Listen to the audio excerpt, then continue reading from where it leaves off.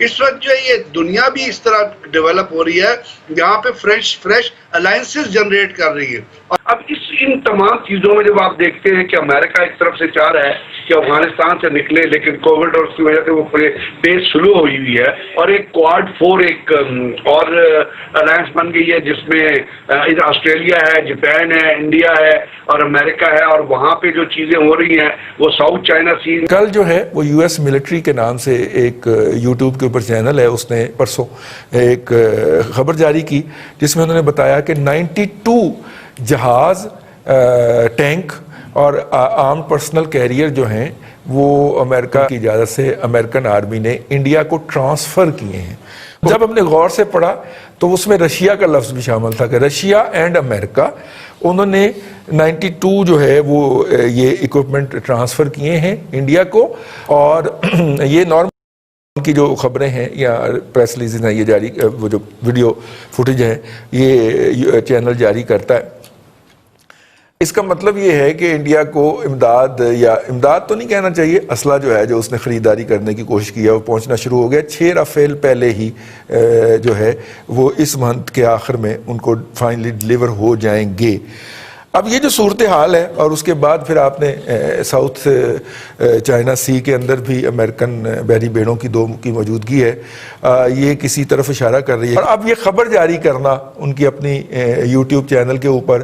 कि 92 जो है वो तैयारे, टैंक और पर्सनल कैरियर जो हैं वो रशिया और अमेरिका ने बाय एयर लिफ्ट करके इंडिया को डिलीवर कर दिए हैं। आई मीन उसके अंदर अब पता नहीं अब उनकी तरफ से जारी हुई है, और जारी करना बड़ा मानी खेज है। ये क्या मैसेज है जी इस वक्त? ये तो एक किस्म का इंडिया जो है वो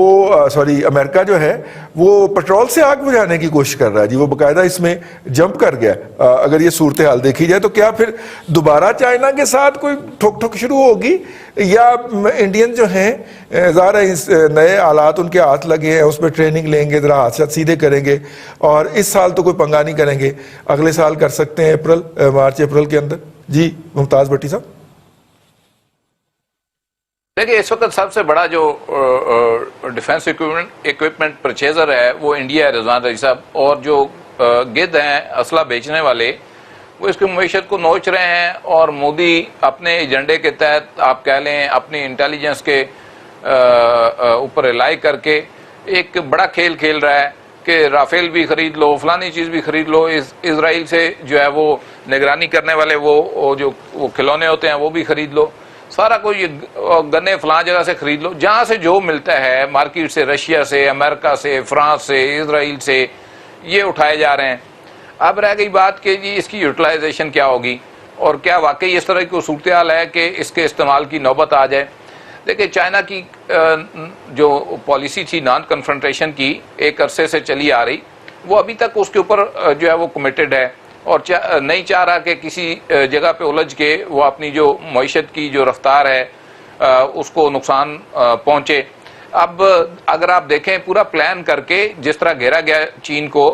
उनकी मईशत को नुकसान पहुंचाने के लिए इंडिया के अंदर जो है उनकी कंपनीज को बैन किया जा रहा है, अमेरिका के अंदर किया जा रहा है, बाहर जो है उनके प्रोजेक्ट कैंसिल हो रहे हैं, हुआवे के हवाले से जो है वो मामलात उठ रहे हैं। तो ये वो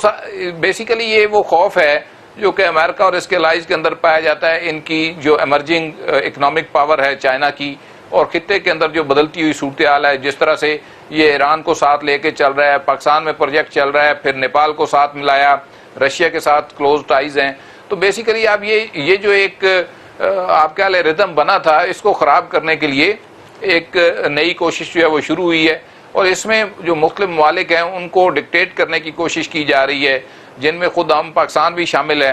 कि जी आप एक साइड चुन लें।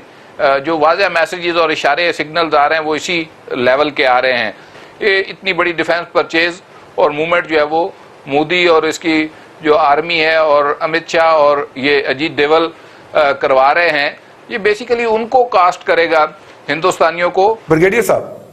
बात यह है कि असले की दौड़ के अंदर जो ममालिक शामिल हैं उसमें आपको इंडिया तो एक पेस पे दौड़ता नजर आ रहा है ना, कि रशिया से अगर वो एयर डिफेंस सिस्टम लेना चाहते हैं तो वो एयर डिफेंस सिस्टम क्यों लेना चाहते हैं? इसलिए कि चाइनीज़ ने जो मिसाइल बनाए हैं और जिनकी उन्होंने डिस्प्ले भी किया है वो हर किस्म के एयर डिफेंस सिस्टम को पेनिट्रेट कर सकते हैं। तो इंडिया असलाह तो जमा करना चाहता है, और इसीलिए आप देखिए कि उसके कॉन्ट्रैक्ट जो हैं वो सिर्फ अमेरिका के साथ नहीं बल्कि बाकी ममालिक के साथ भी हो रहे हैं। अब उसको काउंटर करने के लिए क्या पॉलिसी अपनाएंगे? उसको काउंटर करने के लिए या तो आप अपनी इकोनॉमी को उस लेवल पे लेके आए, अगर इकोनॉमी को नहीं लेके आए तो वो मुल्क जो दुनिया के बाकी ममालिक के साथ माशियात की बेसिस पे कनेक्टिविटी कर रहा है और जो वन बेल्ट वन रोड या बाकी जो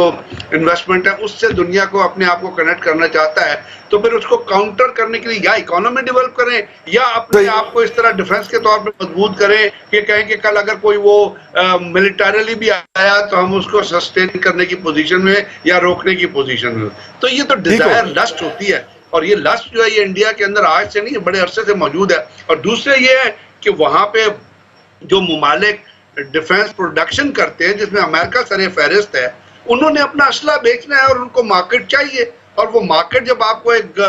कस्टमर मिल रहा है तो उस मार्केट में जाके आप फरोख्त करेंगे तो वो उसको एक्सेप्ट कर रहा है, तभी आप फरोख्त कर रहे हैं। तो इंडियंस पाकिस्तान को जिस तरह देखते हैं उसके हिसाब से वो चाहेंगे कि हर वो चीज मार्केट से उठा लें जो चीज उनको किसी ना किसी तरीकाकार से बचा सके। तो ये वो चीजें हैं जिसकी वजह से आप देख लीजिए कि अभी इंडिया की जो माजी में भी उठा के देख लें तो इंडिया की कभी प्रोक्योरमेंट की लस्ट कभी कम हुई नहीं है, चाहे आप नो वॉर पैक्ट में थे या जब आपका अपना बॉर्डर के ऊपर एक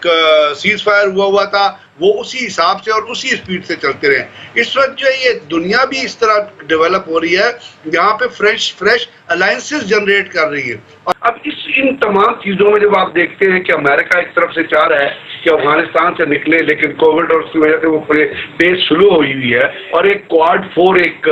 और